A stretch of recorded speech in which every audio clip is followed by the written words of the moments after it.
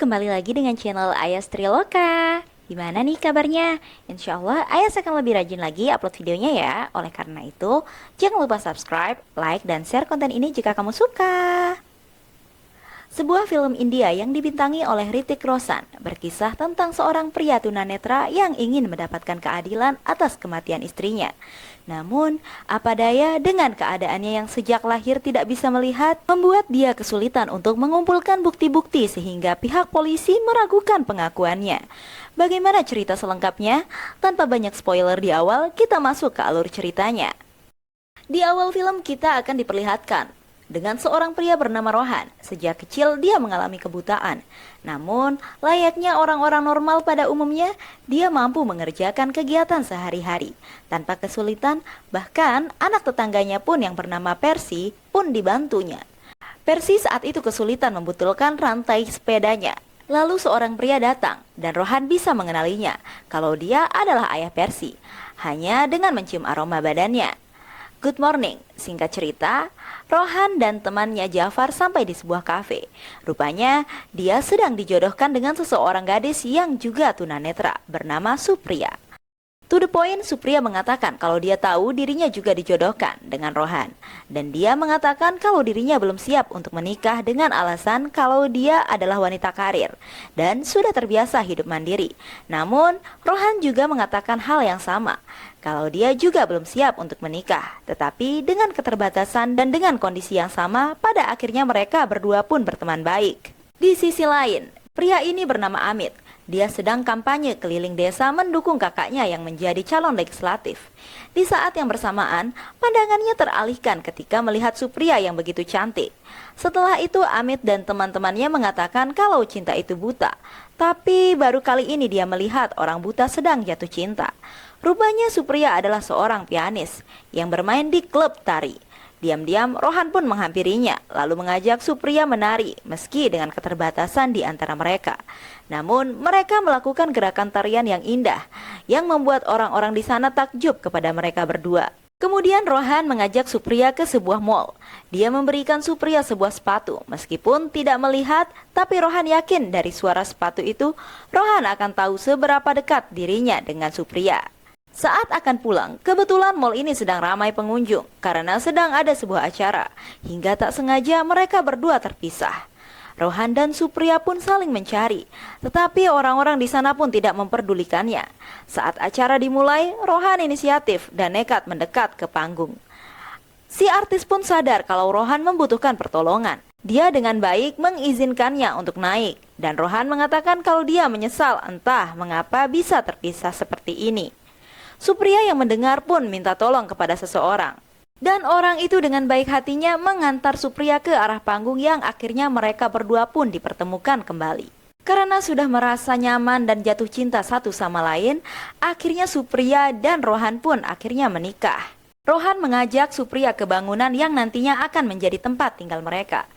Ketika dia mendapatkan calon suami yang begitu baik seperti Rohan, di sisi lain, 4 pria bermotor itu adalah Amit. Dia selalu mengajak sahabatnya Wasim ke manapun dia pergi. Ayah Wasim yang seorang pedagang pun sering marah kepada anaknya itu. Karena Amit adalah adik dari pejabat, sedangkan dia hanyalah anak tukang daging. Seharusnya Wasim tidak keluyuran karena besok harus membantu berjualan di pasar. Namun Wasim berjanji akan segera pulang. Setelah dia bermain dengan Amit, Wasim lalu diajak Amit ke kafe pribadinya. Mereka minum-minum sambil membicarakan bagaimana pernikahan dua orang buta seperti Rohan dan Supriya. Mereka pun bertanya-tanya bagaimana saat mereka melakukan malam pertama. Singkat cerita, Rohan dan Supriya kini resmi menjadi pasangan suami istri. Dan mereka pun saling melengkapi satu sama lain. Inilah pekerjaan Rohan. Dia adalah seorang dubber profesional. Bahkan tanpa melihat teks dan filmnya, dia mampu menirukan suara berbagai karakter hanya dengan meniru suara asli dari bahasa asing yang diterjemahkan. Rohan pun mampu menguasainya. Orang yang ada di sana pun memuji kemampuan unik yang tidak banyak dimiliki oleh orang lain. Rohan juga mampu menirukan suara Amitabh Bachchan yang sangat diidolakan Supriya. Hal itu membuat istrinya sangat bahagia. Mereka lalu makan malam di luar.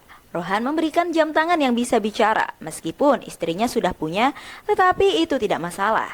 Dan Supriya akan memakai keduanya. Saat pulang, Rohan hampir saja ditipu oleh supir bajai. Tetapi Rohan yang sudah pengalaman hafal betul berapa nominal uang hanya dengan merabanya saja. Sehingga si supir pun malu sendiri, lalu mengembalikan uang Rohan. Dan ketika hampir sampai ke rumah, Rohan dan Supriya diganggu oleh Amit. Dan Amit lalu menghinanya karena orang buta bisa mendapatkan gadis cantik seperti Supriya. Dan dia juga menggoda Supriya. Rohan pun tak terima lalu dia bertindak karena Supriya ketakutan.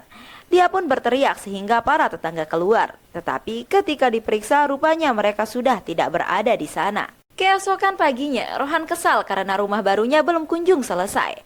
Beruntung istrinya itu tidak menuntut apapun dari Rohan. Dan untuk sementara waktu, mereka pun tinggal di rumah Rohan yang dulu. Karena tidak punya kulkas, Supriya pun pergi ke rumah tetangga, menitipkan susu segar agar tidak basi. Begitu dia kembali, Supriya merasakan aroma tidak biasa. Dan rupanya, Amit dan Wasim sudah berada di dalam rumahnya. Tanpa bersuara, mereka mengikat Supriya lalu melakukan pemerkosaan. Sepulang bekerja, Rohan begitu ceria, tak sabar ingin bertemu dengan istrinya. Dan beberapa waktu kemudian, akhirnya Rohan tersadar kalau Supriya dalam keadaan terikat. Betapa syoknya dia mengetahui sesuatu yang buruk baru saja terjadi kepada istrinya. Tidak lama para polisi datang. Inspektur bernama Ajay ini mengatakan kalau kasus ini harus segera diurus karena mereka butuh bukti-bukti. Si asisten juga meragukan pernyataan Supriya karena pelaku pemerkosaan tidak bersuara sedikit pun. Hanya dengan indera penciuman Supriya mengatakan kalau pelakunya adalah Amit serta Wasim. Tapi mana mungkin karena Supriya tidak bisa melihat. Sobai pun menyuruh agar Supriya segera dibawa ke rumah sakit untuk keperluan medis agar kasus ini segera terungkap. Saat di perjalanan tiba-tiba saja bajai yang ditumpangi Rohan dan istrinya dihadang mobil Fortuner dan nyatanya keduanya diculik, disimpan di sebuah gudang. Rohan berteriak, si penjaga marah dan Rohan tidak tinggal diam lalu mencekiknya. Tetapi malah Rohanlah yang harus tersungkur dan teganya juga mereka membuang Rohan serta Supriya di pinggir lautan. Masih dalam keadaan basah, Rohan dan Supriya pun datang sendiri ke rumah sakit. Tetapi setelah sampai, dokter di sana marah-marah karena untuk menyelidiki medis seharusnya mereka datang setelah kejadian. Ini sudah lebih dari 30 jam dan bukti fisik sudah hilang tersapu oleh air. Mereka datang ke kantor polisi. Si asisten pun menganggap laporan ini palsu. Supriya diperkaos dan Rohan melapor polisi lalu setelah itu mereka diculik dan dibuang ke laut. Apakah ada saksi yang melihat semua itu? Si polisi ini malah menuduh Rohan telah menjual istrinya. Bahkan ia berprasangka jika Rohan sudah merencanakan semua ini membuat laporan lalu menghilang semalaman. Mendengar semua itu Rohan pun muak. Andai saja dia bukan polisi mungkin Rohan sudah menghajarnya. Supriya pun sudah lelah dengan semua ini. Dia dilecehkan tetapi tidak ada satu orang pun yang mau percaya. Dia begitu jijik berada di sini dan saat ini dia hanya ingin pulang. Di malam hari Rohan pun hanya bisa terdiam. Istrinya itu menyuruh Rohan agar sedikit makan. Sebelum tidur Supriya pun sadar jika dirinya tidak seperti dulu lagi. Jika Rohan ingin berpisah maka Supriya pun tidak keberatan. Anggap saja apa yang dicita-citakan mereka hanyalah sebuah mimpi.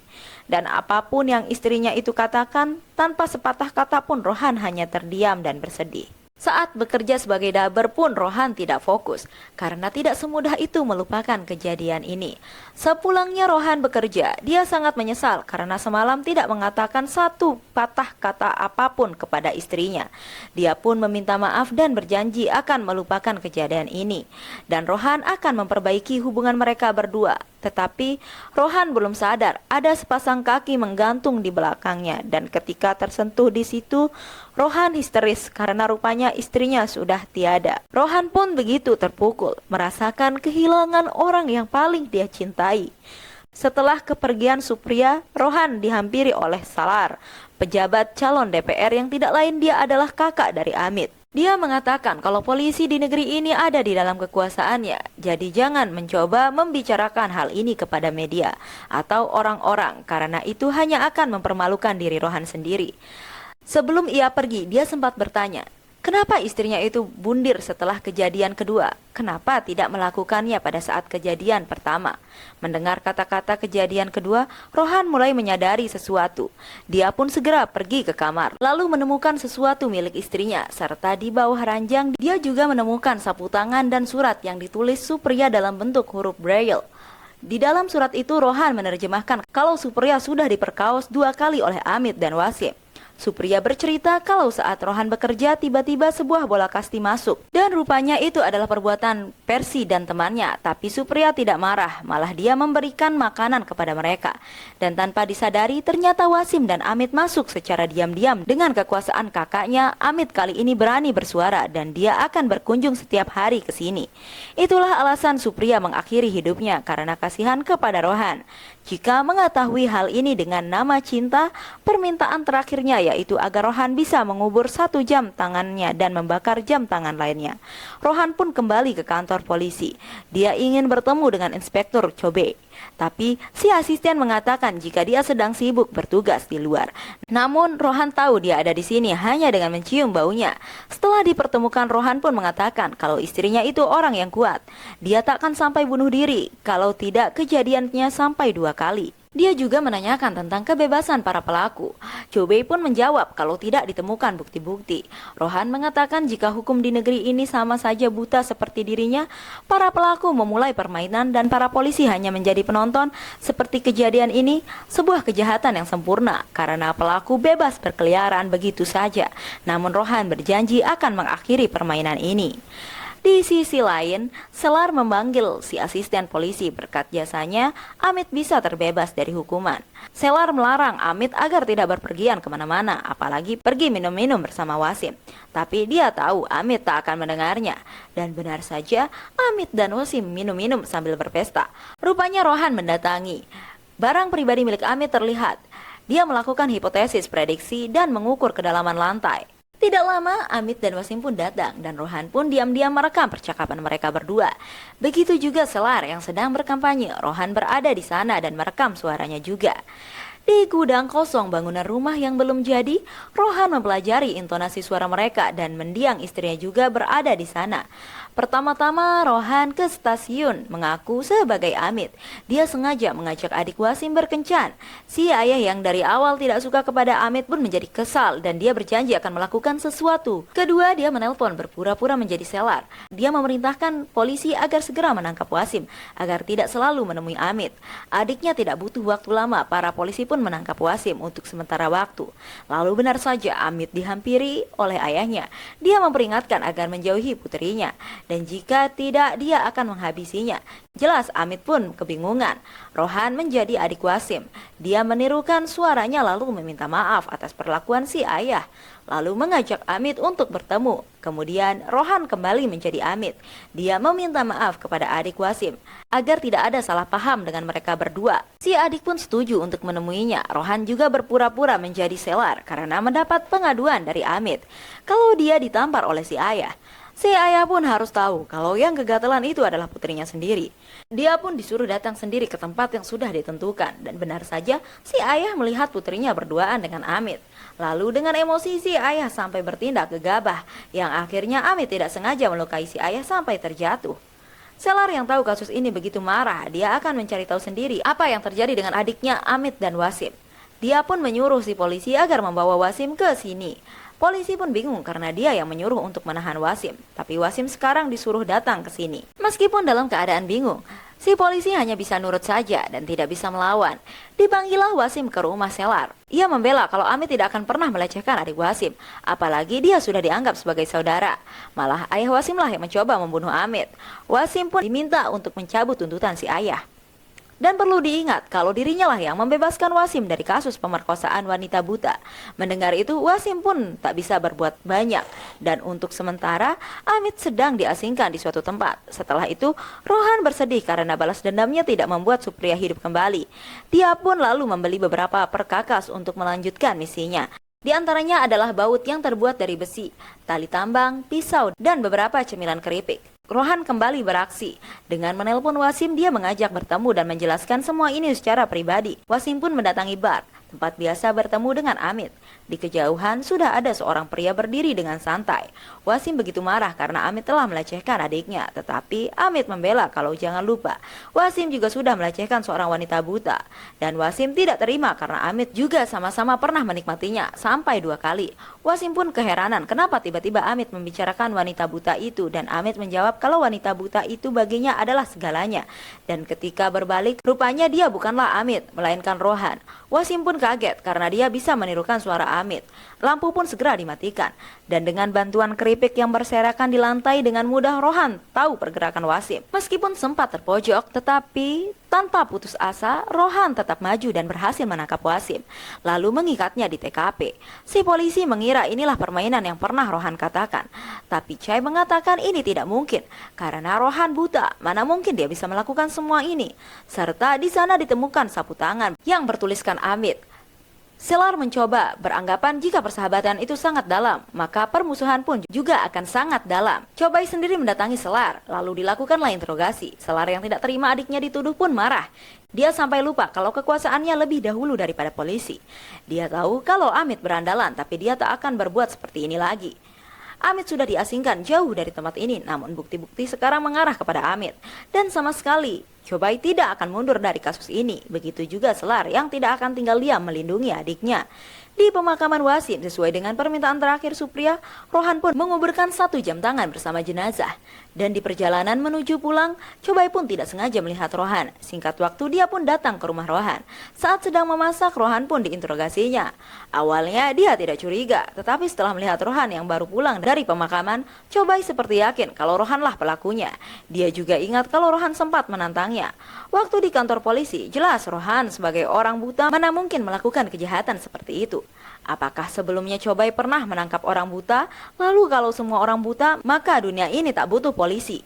Polisi yang tidak buta seharusnya bisa melihat siapa yang salah dan siapa yang benar. Tapi Cobai tidak semudah itu dibodohi. Apalagi ada sapu tangan yang ditemukan dan yakin kalau Rohanlah yang menaruhnya di sana. Cobai berjanji suatu saat dia akan membuktikannya. Dan di dalam hati, Rohan berkata, pun jika kepolisian punya bukti, Rohan pun kembali beraksi. Dia menelpon berpura-pura menjadi asisten polisi. Dia tahu jika Amit bukanlah orang yang membunuh Wasim. Dan dia juga tahu siapa orang di balik semua ini. Untuk itu secara rahasia dia ingin bertemu di tempat Amit pernah menyekap Rohan dan Supriya. Singkat cerita, Rohan pun sudah sampai duluan. Dia bersiap dengan sebatang besi, lalu tidak lama Amit pun datang dan dengan keras dia memukulnya. Tapi rupanya Amit menggunakan helm sehingga si Amit pun masih selamat. Mengetahui hal itu, terjadilah pertarungan orang buta melawan orang normal. Namun Amit yang terlalu sombong menantang Rohan untuk mencoba memukulnya dengan feeling yang kuat. Dan gara-gara kesombongannya, Rohan berhasil menjatuhkan Amit sampai tak berdaya. Dia pun diikat dan Rohan bersiap dengan rencananya. Dia menelpon Selar berpura-pura menjadi Amit agar datang ke sebuah tempat karena dia sedang disekap. Dia juga memasangkan jam tangan agar terbakar sesuai dengan permintaan Supriya yang terakhir. Sebelum pergi, Rohan menyimpan lilin yang menyala di depan pintu dengan bensin yang siap membakar tempat ini. Dan saat Selar sampai, ledakan pun terjadi. Lalu mereka tak dapat menolong Amit yang berada di dalam. Asisten yakin jika ini perbuatan Rohan, tapi Cobai pun belum yakin karena dia tidak punya bukti. Apalagi Rohan itu buta, jika mereka salah tangkap, media pun pasti akan menyerang kepolisian. Kisah pun belum berakhir, dan Rohan akan menyelesaikan semuanya. Tidak lama, Percy datang dan dia heran karena Rohan bicara sendiri. Percy menemui Rohan untuk meminta tolong agar dia berpura-pura menjadi ayahnya untuk bicara kepada kepala sekolah supaya mengizinkan dia, karena dia tidak bisa masuk sekolah, karena Percy sangat ingin mengikuti pertandingan sepak bola. Rohan yang baik hati pun bersedia menolongnya, namun meminta Percy agar tidak mengulanginya lagi dengan kemampuan dubbingnya itu. Dia menirukan suara ayah Percy bersama Cobai datang dan akhirnya dia tahu kalau selama ini dugaannya benar. Rohan memiliki bakat menirukan suara siapapun dan Rohan yang sudah ketahuan tidak bisa berbuat banyak. Tapi dia masih enggan untuk mengaku dan Cobai berjanji dalam 24 jam kasus ini akan terpecahkan. Dia meminta polisi agar melacak rekaman Rohan, Wasim, dan juga Amit. Sebelum pergi, Rohan pun bertanya dan meminta Cobai agar menjawabnya dengan jujur. Jika dia berada di posisi sepertinya, apa yang akan Cobai lakukan kepada Wasim dan Amit? Rohan pun tidak terburu-buru mendengar jawaban Cobai. Namun jika Cobai nanti menjawab, Rohan berjanji dia tak akan pernah berbohong lagi kepada polisi. Siang dan malam pun polisi berjaga di depan rumah dan Rohan pun terlihat masih tetap tenang. Cobai pun berhasil mendatangkan alamat IP 4 nomor telepon yang digunakan oleh Rohan. Dan dia kaget karena semuanya berasal dari satu tempat. Di malam harinya, Jafar berjalan bersama 3 wanita bercadar. Si polisi yang curiga memintanya agar berhenti, dan setelah diperiksa ternyata tidak ada Rohan di sana. Begitu juga Cobai mendatangi tempat Rohan, biasa menelpon tapi sayang tempatnya sudah tutup. Dia pun lalu segera mendatangi Selar, lalu mengatakan kalau dia tahu siapa orang di balik semua ini. Mendengar itu, Selar pun langsung emosi dan dia ingin segera tahu siapa orang itu. Tetapi Cobai meminta sejumlah uang dan Selar pun bersedia memberikan sebanyak yang dia mau, asalkan dia memberitahu nama orang yang telah membunuh adiknya. Tapi Cobai meminta Selar agar bersabar karena besok dia akan menangkap pelaku beserta seorang saksi. Jika berhasil, Cobai mengatakan dia akan dinaikkan jabatannya oleh pemerintah serta mendapatkan uang dari Selar. Singkat waktu, Rohan pun menelpon Selar dan menantangnya agar datang ke suatu tempat, tepat di bangunan rumahnya yang belum jadi. Selar pun datang ke sana. Anak buahnya yang mengetahui lokasi Rohan segera mengejar, namun dia tidak sadar. Sudah dijebak sehingga dia jatuh ke dalam lubang yang cukup dalam. Rohan juga mampu menghindari peluru dan dia berhasil menjebaknya. Namun saat sembunyi, Rohan pun akhirnya ketahuan karena kematian adiknya begitu mengenaskan. Dia tidak menghabisi Rohan begitu saja, namun Rohan dengan kemampuan di atas rata-rata mampu membalikan keadaan hingga dia diseret ke ujung gedung. Di keesokan harinya, Cobai akhirnya jujur jika semua ini ada di posisinya, maka dia juga akan balas dendam kepada Amit dan Wasim. Lalu tiba-tiba dia heran bagaimana malam itu Rohan bisa keluar, padahal rumahnya sudah dijaga ketat oleh kepolisian. Rohan pun memberitahu dia menelpon dan meminta tolong kepada Jafar. Dia meminta tolong kepada Jafar, Persi, dan tukang asap. Saat Jafar ditanyai bersama wanita bercadar, si polisi pun teralihkan. Karena saat asap pembasmi nyamuk disemprotkan, Rohan diam-diam sudah pergi dengan Persi. Dan di malam itu juga dia berhasil menghabisi Selar. Dan menurutnya ini adalah rencana Rohan yang brilian serta sempurna. Tapi kejahatan pasti meninggalkan jejak. Dan dia berjanji akan ada seseorang yang bersaksi. Dia pun segera memotret Rohan dan Rohan sendiri tetap santai. Dengan semua ini, Cobai pun kembali mendatangi wartel yang biasa dipakai Rohan untuk menelpon. Cobai pun langsung menanyakan apakah dia kenal orang yang ada di HP ini yang pandai menirukan suara orang lain. Tetapi begitu terkejutnya Cobai karena penunggu wartel itu sama-sama orang buta. Jadi dia juga tidak bisa melihat seperti apa wajah Rohan, dan untuk kesekian kalinya polisi dibodohi oleh seorang tunanetra. Dia pun tidak bisa membuktikan kejahatan Rohan. Ditemani mendiang Supriya, setelah sekian lama baru kali ini dia melihat Rohan bisa tenang. Meskipun raganya tak bersama, namun hati dan cintanya tetap bersama. Oke guys, itu dia alur cerita dari film Kaabil yang sangat menguras emosi dan air mata. Kalau kamu mau request film-film Bollywood yang ingin direview, silahkan tinggalkan jejak di kolom komentar. Jangan lupa juga ya, jangan pelit-pelit untuk subscribe, like, serta share konten ini. Biar Ayas yang nemu kiawa makin semangat buat mengeluarkan tenaga serta kata-kata. Dadah!